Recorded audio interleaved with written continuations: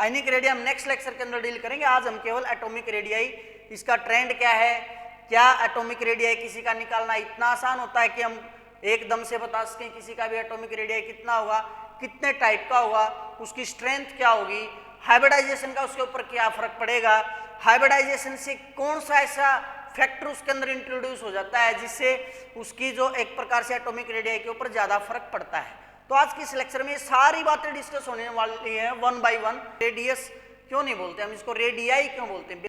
Dear students, आज के इस लेक्चर के अंदर हम पढ़ेंगे हमारा बहुत ही important topic trends in periodic properties. इसके अंदर बेसिकली आज हम दो प्रॉपर्टीज पढ़ेंगे।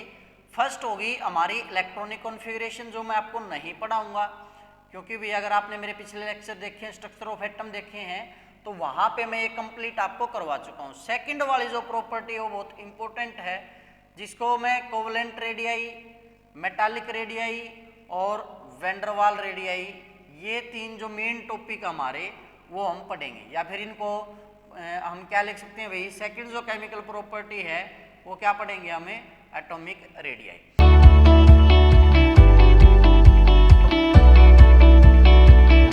अब इन तीनों रेडियाई को पढ़ने से पहले हमें पता होना चाहिए बेसिकली एटॉमिक रेडियाई होता क्या है और हमें क्यों जरूरत पड़ी किसी भी मॉलिक्यूल के अंदर, किसी भी कंपाउंड के अंदर कि हम उसका एटॉमिक रेडियाई या उसका जो मॉलिक्यूलर रेडियाई है या जो उसका कोवलेंट मेटालिक या वेंडरवाल रेडियाई है वो हम पता करें। तो वो सारी बातें जो हैं हम आज पढ़ेंगे। तो बेसिकली सबसे पहले तो एटॉमिक रेडियाई, इसको हम हिंदी में बोलते हैं परमाणु त्रिज्या। हिंदी में क्या बोलेंगे भाई, इसको हमें परमाणु त्रिज्या। बेसिकली एटॉमिक में दो वर्ड है, परम प्लस अणु। क्या भाई, परम प्लस अणु। परम होता है भाई छोटे से छोटा और अणु होता है भाग, हिस्सा या टुकड़ा, मतलब वो छोटे से छोटा टुकड़ा जिसकी हम क्या मेजर करेंगे, त्रिज्या यानी रेडियाई। तो मान लिया भाई एटम को हम कैसे दिखाते हैं, ऐसे दिखा लेते हैं, ऐसे हम एटम को बना देते हैं। लेकिन ये बात मैं बार बार पहले भी बता चुका हूं, एक्चुअल में ऐसे एटम एग्जिस्ट नहीं करता है। ये हम for the sake of simplification, कि हमें उसको पढ़ने में आसानी हो जाए, इसलिए हम एटम को ऐसे कंसीडर करते हैं। तो एटम की जब भी बात आती है, हमें पता है उसके सेंटर में न्यूक्लियस और बाहर जो है हमारे क्या भरते हैं हम, इनके अंदर भाई इलेक्ट्रॉन फिल करते चलते हैं। तो एटॉमिक रेडियाई क्या कहलाएगा, जैसे ये सर्कल बना देते हैं अभी हम, तो इसके सेंटर से लेकर जो इसकी पेरिफेरी है, बाउंड्री है, यहां तक का जो डिस्टेंस है वो क्या कहलाता है, हमारा रेडियस कहलाता है। अब यहां पर हम रेडियस वर्ड यूज नहीं कर रहे हैं, यहां पे हम क्या वर्ड यूज कर रहे हैं, रेडियाई। ज्यादातर को ये भी नहीं पता होता सर हम इसको रेडियस क्यों नहीं बोलते, हम इसको रेडियाई क्यों बोलते हैं। बेसिकली क्यों बोला जाता है भाई, रेडियाई जो है वो रेडियस का प्लूरल वर्ड है। क्या भाई, रेडियस का प्लूरल वर्ड है, मतलब जिसे हम हिंदी में क्या बोलते हैं, बहुवचन। बहुवचन क्यों भाई, जैसे यहाँ पे तो क्या है, इस सिंगल सेंटर के लिए एक सिंगल बाउंड्री है, एक सिंगल पेरिफेरी है, तो इसलिए इसको रेडियस बोल दिया हमने। लेकिन यहाँ पे सेंटर कॉमन है इस ऑर्बिटल के लिए भी, या इस ऑर्बिट के लिए भी, इस ऑर्बिट के लिए भी। तो हर एक ऑर्बिट के लिए सेंटर कॉमन क्या है, न्यूक्लियस है। तो इसलिए हमें रेडियस की बजाय क्या वर्ड यूज करना पड़ता है, रेडियाई वर्ड यूज करना पड़ता है। क्लियर है सभी को। एक बात और भाई, वीडियोस को आप है ना साथ के साथ दूसरों के साथ भी शेयर करते रहिए ताकि दूसरे बच्चे भी पढ़ सके। आप जो शेयर बहुत कम करते हो, जिस वजह से दूसरे बच्चों तक जो हमारी वीडियोस है बहुत कम पहुंच पाती है, तो पहले एक बार ये काम जरूर कर दें, ठीक है। अब आते हैं एटॉमिक रेडियाई के अंदर। अब ये हमारा न्यूक्लियस का सेंटर हो गया भाई, यहां से लेकर सबसे बाहर जहां पे हमने इलेक्ट्रॉन भरा है, इस डिस्टेंस को क्या बोलते हैं हमें, एटॉमिक रेडियाई। तो डेफिनेशन क्या होगी एटॉमिक रेडियाई की, it is defined as the distance from centre of the nucleus, distance from centre of the nucleus to the outermost shell, to the outermost shell containing electron। सबसे बाहर वाला कक्ष भी जिसके अंदर क्या प्रेजेंट हो, हमारा इलेक्ट्रॉन प्रेजेंट हो, उसी को क्या बोला जाता है, एटॉमिक रेडियाई बोला जाता है। अब दो वर्ड होते हैं भी, एक एटॉमिक रेडियाई होता है और एक हमारा आयनिक रेडियाई होता है। क्या होता है भाई, एक एटॉमिक रेडियाई और एक हमारा आयनिक रेडियाई। अब ज्यादातर टीचर्स या ज्यादातर स्टूडेंट्स क्या समझते हैं कि चाहे आप एटॉमिक रेडियाई बोलो चाहे आप आयनिक रेडियाई बोलो वो सेम है, लेकिन मैं बताता हूँ भाई आपको वो सेम नहीं है, वो दोनों एक डिफरेंट कॉन्सेप्ट के अकॉर्डिंग हम आयनिक रेडियाई को डील करेंगे। आयनिक रेडियाई हम नेक्स्ट लेक्चर के अंदर डील करेंगे, आज हम केवल एटॉमिक रेडियाई, इसका ट्रेंड क्या है, क्या एटॉमिक रेडियाई किसी का निकालना इतना आसान होता है कि हम एकदम से बता सकें किसी का भी एटॉमिक रेडियाई कितना होगा, कितने टाइप का होगा, उसकी स्ट्रेंथ क्या होगी, हाइब्रिडाइजेशन का उसके ऊपर क्या फर्क पड़ेगा, हाइब्रिडाइजेशन से कौन सा ऐसा फैक्टर उसके अंदर इंट्रोड्यूस हो जाता है जिससे उसकी जो एक प्रकार से एटॉमिक रेडियाई के ऊपर ज्यादा फर्क पड़ता है। तो आज की इस लेक्चर में ये सारी बातें डिस्कस होने वाली है वन बाय वन। याद रखें मेरा लेक्चर केवल वही देखे भाई जिसमें पेशेंस हो, ठीक है। ज्यादातर स्टूडेंट्स क्या सोचते हैं भाई 5-10 मिनट में सर हमको सारा कुछ बता दे फास्ट फॉरवर्ड वे से एग्जाम के लिए, तो वो पॉसिबल नहीं है भाई। वीडियो वही देखें जिसको पेशेंस हो और जिसको थोड़ा सा ये हो कि हाँ हमें सीखना है। अगर आपको सब कुछ ऑलरेडी आता है तो आप क्विट कर सकते हैं, आपको जरूरत ही नहीं है इस चीज़ की। फास्ट फॉरवर्ड नहीं, मैं आपको बिल्कुल सिंप्लीफाइड वे में, जैसे आपने मान लिया 6 से स्टडी स्टार्ट की या फर्स्ट क्लास से आपने स्टडी स्टार्ट की, मैं वैसे आपको पढ़ा रहा हूँ। तो कोई भी कॉन्सेप्ट नहीं छोड़ेंगे हम। एटॉमिक रेडियाई की डेफिनेशन जो है मैं बता चुका हूँ, distance from centre of nucleus to the outermost shell, वो क्या कहलाता है भाई हमारा, उसका एटॉमिक रेडियाई कहलाता है, ठीक है। लेकिन मैंने अभी आपको बताया भाई एटॉमिक रेडियाई को कैलकुलेट करना इतना आसान नहीं है। एटॉमिक रेडियाई को जब हम कैलकुलेट करते हैं, किसी भी एटम की एटॉमिक रेडियाई का जब हम पता लगाते हैं तो उसके अंदर कुछ डिफिकल्टीज आती हैं। मेनली जो डिफिकल्टीज है वो हम 3 डिस्कस करेंगे भी। फर्स्ट जो डिफिकल्टी है, जैसे मैंने अभी बताया भी एटम एक्चुअल में ऐसा नहीं है। जो इलेक्ट्रॉन आपको पता है भाई, जैसे एक मधुमक्खी छत्ते के चारों तरफ चक्कर लगाती है, मधुमक्खी समझते हो ना भाई, अपने देसी भाषा में कह दिया रहे बेरड़, ठीक है, बेरड़। तो मधुमक्खी जैसे इसके चारों तरफ चक्कर लगाती है, उसी प्रकार से न्यूक्लियस के चारों तरफ इलेक्ट्रॉन चक्कर लगाता है। तो उसकी पोजीशन फिक्स नहीं है, उसकी कोई फिक्स बाउंड्री नहीं है, ठीक है। तो फर्स्ट डिफिकल्टी यही है, an atom has no sharp boundaries, कि भाई हम उसके एटॉमिक रेडियाई को जब कैलकुलेट करेंगे, रेडियाई तो तभी निकलेगा ना भाई, मान लिया ये सेंटर है, ये पेरिफेरी है, यहां तक ये फिक्स हो। अगर ये मान लिया बाउंड्री फिक्स नहीं है, ये कभी ऐसे कभी ऐसे कभी ऐसे आ रही है, तो हमें एटॉमिक रेडियाई को कैलकुलेट करने में प्रॉब्लम आएगी, डिफिकल्टी आएगी। तो पहला रीजन इसके लिए क्या होगा हमारा, एटॉमिक कोई भी एटम जो उसकी क्या नहीं होती, शार्प बाउंड्रीज नहीं होती। दूसरा, we cannot isolate, we cannot isolate a single atom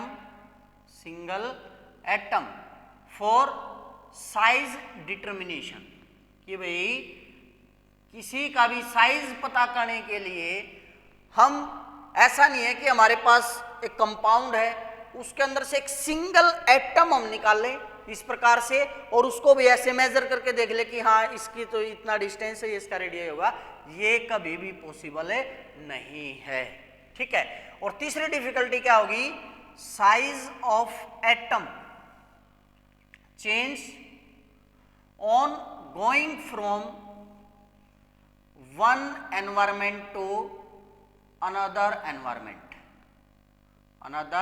environment due to neighbouring atom, कि जब कोई एटम भाई एक एनवायरमेंट से दूसरे एनवायरमेंट में जाता है, यानी उसकी जो सराउंडिंग एटम है वो डिफरेंट होंगे, तो उस कारण से उसका एटॉमिक रेडियाई भी क्या हो जाता है, डिफरेंट हो जाता है। अब आप बोलोगे सर जब इतनी सारी डिफिकल्टीज हैं तो क्या हम जो एटॉमिक रेडियाई है वो एग्जैक्टली नहीं बोलूंगा मैं, अप्रोक्सीमेटली बोलूंगा, क्योंकि बिल्कुल एग्जैक्ट तो नहीं पता लगाया जा सकता भी। फिर भी हमारे पास कुछ ऐसे सर्टन मेथड्स हैं जिसके द्वारा हम जो है उसका एटॉमिक रेडियाई कैलकुलेट कर सकते हैं। तो यहाँ पे हम क्या लिखेंगे, यट का मतलब क्या होता है, फिर भी, यट वी कैन कैलकुलेट, मैं लिखूंगा अप्रोक्सीमेट, क्या लिखूंगा भाई, अप्रोक्सीमेट, या फिर अप्रोक्सीमेट की जगह और क्या वर्ड यूज कर सकते हो भाई यहाँ पे, पॉसिबल वर्ड भी, possible radii of atom by determining distance between atoms in a molecule measured by, ये इंपॉर्टेंट बात है भाई कि हम उसको कैसे कैसे मेजर कर सकते हैं। Number 1 XRD, X ray diffraction. XRD क्या होता है भाई? X ray diffraction. दूसरा होता है भाई ERD, इलेक्ट्रॉन डिफ्रैक्शन। थर्ड होता है भाई हमारा IRD, इंफ्रारेड डिफ्रैक्शन। और फोर्थ होता है भाई हमारा NMR, nuclear magnetic resonance, ETC। तो भी 4 अलग अलग तरीके हैं जिसके द्वारा हम किसी भी मॉलिक्यूल के डिस्टेंस का पता लगा सकते हैं। XRD, ERD, IRD, NMR। अब आप बोलोगे सर हमने तो एटम का पता लगाना है, हम मॉलिक्यूल की बात ही क्यों कर रहे हैं? इसका रीजन क्या है भाई? क्योंकि आपको पता है कोई भी जो मॉलिक्यूल है वो मिलके तो किससे बनता है? मिनिमम 2 एटम्स चाहिए उसको क्या बनाने के लिए? मॉलिक्यूल बनाने के लिए। अगर हमें मॉलिक्यूल का एटॉमिक रेडियस पता लग जाए और मैं अगर उसका ऑफ कर दूं तो ऑटोमेटिकली वो किसका रेडियस आ जाएगा भाई? एक एटम का रेडियस आ जाएगा। तो इसलिए हम इंस्टेड ऑफ सिंगल एटम, क्योंकि यहां पे सेकंड पॉइंट क्या था? We cannot isolate a single atom for size determination, कि अगर हमें किसी के साइज का पता लगाना है तो ये पॉसिबल ही नहीं है कि हम एक सिंगल एटम को आइसोलेट कर पाए। तो इसका क्या तरीका निकाला पड़ा कि हम एटम को कंसीडर ही नहीं करते, हम किसको कंसीडर कर लेते हैं? मॉलिक्यूल को कंसीडर कर लेते हैं। क्लियर है? तो इस तरह से भाई आपका जो एटॉमिक रेडियस है उसकी 3 अलग अलग टाइप हो जाती हैं। मतलब एटॉमिक रेडियस को जो है बेसिकली भाई हम 3 तरह से मेजर करेंगे, या 3 अलग अलग टाइप के एटॉमिक रेडियस को हम डिस्कस करेंगे, उनकी स्ट्रेंथ को डिस्कस करेंगे, उनके साइज को डिस्कस करेंगे। तो एटॉमिक रेडियस भाई 3 टाइप के। कौन कौन से? सबसे पहला हमारा कोवलेंट रेडियस, दूसरा भी आपका मेटालिक रेडियस, ये इसको एक नाम और दिया जाता है भाई क्रिस्टल रेडियस, और थर्ड होता है भाई हमारा वैंडर वाल रेडियस। क्या होता है भाई हमारा? वैंडर वाल रेडियस। तो बेसिकली ये 3 हमारे रेडियस हो गए भाई, कोवलेंट रेडियस, मेटालिक रेडियस और वैंडर वाल रेडियस।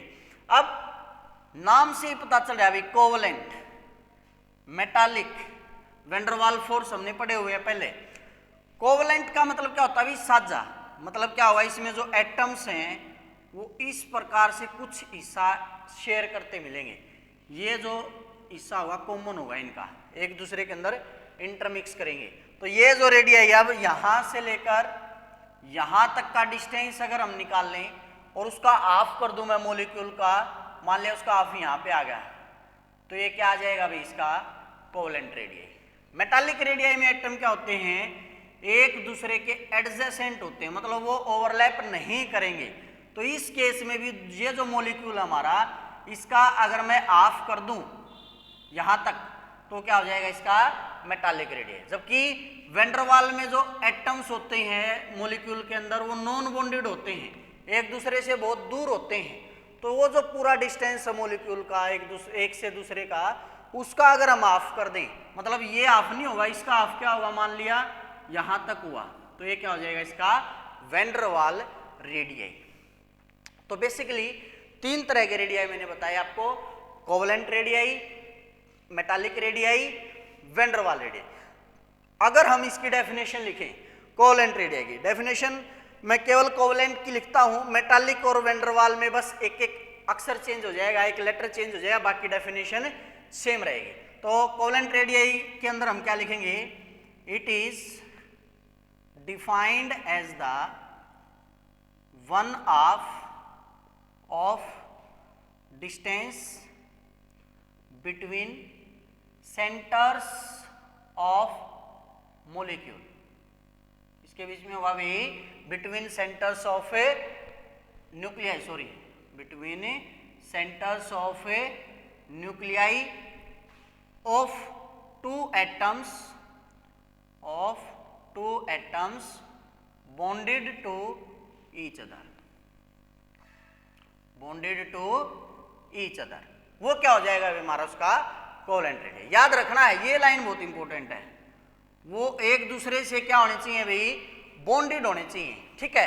तो आर कोवेलेंट कैसे निकालूंगा मैं, 1/2 of distance of internuclear distance between two bonded atom, जो दो बॉन्डेड एटम्स हैं उसका अगर हम हाफ कर दें तो क्या आ जाएगा हमारा कोवेलेंट रेडियस आ जाएगा। अब हम एग्जांपल ले लेते हैं इसका, मान लिया हमने ले लिया भाई मॉलिक्यूल H2, क्लियर है। ये देखा गया H2 का जो कोवेलेंट रेडियस है वो पाएगा भी ऑलमोस्ट 0.74 एंगस्ट्रॉन, या फिर मैं बोल दूं भाई 7.4 नैनोमीटर, एंगस्ट्रॉन में ही ले लेते हैं इसको। तो इसका अगर मैंने क्या निकालना हो भाई, कोवेलेंट रेडियस निकालना हो, तो आर कोवेलेंट स्मॉल से लिख लेता हूं मैं इसको, किसके बराबर होगा 0.74/2, तो ये क्या आ जाएगा 0.37 एंगस्ट्रॉन, तो ये क्या आ गया भाई हमारा इसका कोवेलेंट रेडियस, क्लियर है। तो इस प्रकार से हम कैलकुलेट कर सकते हैं।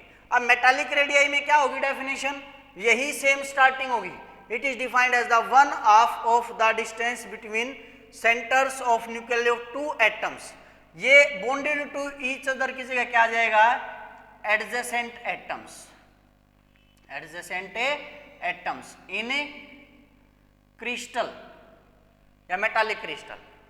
देखो एक दूसरे के एडजेसेंट एटम है उसका 1/2 कर देंगे, तो आर मेटालिक कैसे निकालेंगे अभी हम, वही 1/2 of internuclear distance between two bonded atom की जगह क्या लिख देंगे, मेटालिक क्रिस्टल, वो क्या आ जाएगा भाई हमारा आर मेटालिक। इसी प्रकार से आर वेंडरवाल में क्या डेफिनेशन लिखेंगे, डेफिनेशन यहीं से start, it is defined as the 1/2 of the distance between centres of nuclei of two, यहां पे अब ये बॉन्डेड भी छोड़ दो, अब क्या आ जाएगा टू, एडजेसेंट भी छोड़ दो, डिफरेंट आ जाएगा यहाँ पे, two different molecule in solid state, दो अलग अलग मॉलिक्यूल जो एक दूसरे से जितने सेपरेट हुए हैं उसका हाफ अगर हम ले लेंगे तो इस प्रकार से क्या आ जाएगा वो हमारा वेंडरवाल रेडियस। अब इसके बेसिस पे हम इनको ऑर्डरली अरेंज कर सकते हैं साइज के बेसिस पर। अब आपको दिखाई दे रहा होगा भाई सबसे ज्यादा जो है एटॉमिक रेडियस वो किसका होगा, R van der Waals, greater than R metallic और ग्रेटर देन आर कोवेलेंट, मतलब सबसे छोटा जो रेडियस होगा हमारा वो कौन सा होगा, कोवेलेंट रेडियस, उससे बड़ा मेटालिक रेडियस या क्रिस्टल रेडियस, और सबसे बड़ा जो होगा वो हमारा कौन सा होगा, वेंडरवाल रेडियस। फिर हम स्ट्रेंथ की बात करते हैं, आपको बताओ स्ट्रेंथ क्या होती है, इनवर्सली प्रोपोर्शनल होती है बॉन्ड लेंथ के। अब इसमें तो हिस्सा कॉमन है भाई, शेयरिंग है, तो बॉन्ड कैसा होगा, स्ट्रॉन्ग होगा, तो स्ट्रेंथ के बेसिस पे ये ऑर्डर रिवर्स हो जाता है, covalent greater than metallic greater than van der Waals. एक खास बात है यहां पे भी मेटालिक सेंटर में था, यहां पे भी सेंटर में है, मतलब इसमें साइज के अकॉर्डिंग और स्ट्रेंथ के अकॉर्डिंग, दोनों के अकॉर्डिंग ये हमारा इसका जो ऑर्डर है वो लगभग क्या रहता है, सेम रहता है, क्लियर है। अब इसके बाद आ जाते हैं हाइब्रिडाइजेशन का क्या फर्क पड़ता है, इन्फ्लुएंस ऑफ हाइब्रिडाइजेशन। अब हाइब्रिडाइजेशन का टॉपिक भी बहुत डिटेल में मैंने डिस्कस किया था, sp, sp2, sp3, sp3d, sp3d2, sp3d3, तो तीन तरह के हाइब्रिडाइजेशन मैं यहाँ पे लिख देता हूँ, sp, sp2, sp3। यहाँ पे हम देखेंगे भी परसेंटेज s कैरेक्टर, अब इसको मैं पूरी तरह से 100% मान लो भाई, तो s इसमें क्या है, आधा है, 50% s कैरेक्टर, इसमें s का एक हिस्सा भी तीन में से तो 33.3%, और sp3 में 100/4 25%। याद रखेंगे जितना ज्यादा एस कैरेक्टर बढ़ेगा, क्या बढ़ेगा भाई, जितना ज्यादा एस कैरेक्टर बढ़ेगा बॉन्ड लेंथ घटेगी यानी स्ट्रेंथ बढ़ेगी। तो यहां पे क्या लिख सकते हो भाई, as percentage S character increases, जैसे जैसे परसेंटेज एस कैरेक्टर बढ़ेगा atomic radii of carbon decreases, carbon का एटॉमिक रेडियाई घट जाएगा, ठीक है। तो sp3 के केस में जो बॉन्ड लेंथ होती है अभी कितनी होती है, 0.77 एंगस्ट्रॉन, sp2 में हमारी कितनी रह जाती है भैया, 0.74 एंगस्ट्रॉन, और sp में सबसे ज्यादा एस कैरेक्टर तो सबसे कम 0.70 एंगस्ट्रॉन, क्लियर है। तो इस प्रकार से आप क्या बता सकते हो भाई कि हाइब्रिडाइजेशन का क्या इफेक्ट पड़ेगा। फिर आ जाता है ट्रेंड अलोंग ए ग्रुप और अलोंग ए पीरियड। इसको मैं इतना ज्यादा एक्सप्लेन करूंगा नहीं भी, क्योंकि पता नहीं कितनी बार ये बातें आपने पढ़ी हुई है कि एटॉमिक रेडियाई की जब भी बात की जाएगी along a group, along a group का मतलब top to bottom, atomic radii क्या करेगा, decrease, sorry along a group है ना, एटॉमिक रेडियाई क्या करेगा, इंक्रीज। क्यों, जैसे जैसे डाउन द ग्रुप आएगा एडिशन ऑफ न्यू शेल होगा, एडिशन ऑफ न्यू सेल, अब हर बार एक सेल बढ़ता रहेगा, जैसे जैसे नीचे आ रहे हैं सेल बढ़ रहा है, तो आप देख लीजिए साइज क्या हो रहा है, इंक्रीज।